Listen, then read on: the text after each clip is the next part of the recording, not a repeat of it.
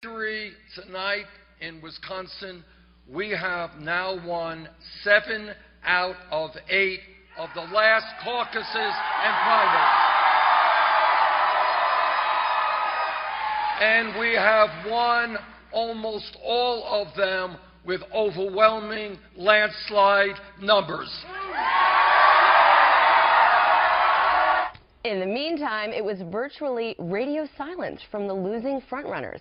Hillary Clinton tweeting her congratulations to Sanders and saying, quote, "To all the voters and volunteers who poured your hearts into this campaign, forward, exclamation point. Signed, H. And Trump's response, well, let's just say it wasn't a bouquet of flowers or an edible arrangement. In blistering words squarely aimed at Ted Cruz and the party establishment, his campaign releasing a statement saying, quote, "Donald J. Trump withstood the onslaught of the establishment yet again. Lion Ted Cruz had the governor of Wisconsin, many conservative talk radio show hosts, and the entire party apparatus behind him. Ted Cruz is worse than a puppet. He is a Trojan horse, being used by the party bosses attempting to steal the nomination from Mr. Trump."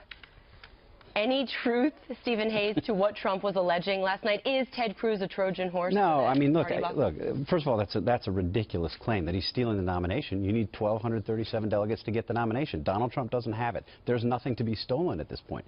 But on the broader point, I think what Wisconsin did actually was discredit the argument that you've heard from Trump and his supporters so often, that this is simply a battle between Trump on the one hand and the establishment on the other hand.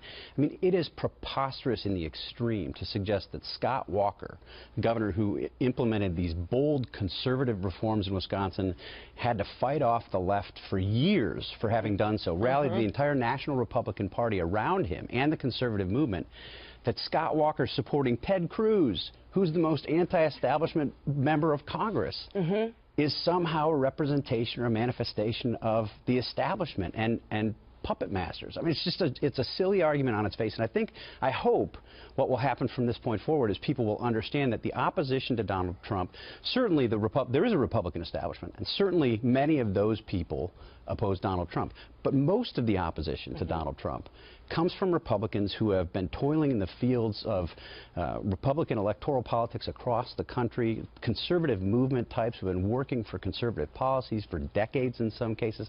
That's the real opposition to Trump. It's not this binary choice. More complicated. Before we open up to the couch, how much do you think that attacking Governor Walker hurt Trump? Yeah. Because our one lucky guy yesterday, Congressman Duffy from Wisconsin as well, he was on earlier today and he said that played a pretty big role. Yeah, I mean, it's a great question. Trump was doing this in July when Scott Walker was in the race. He was saying, in effect, look, this guy's got these huge deficits, that his reforms didn't work. He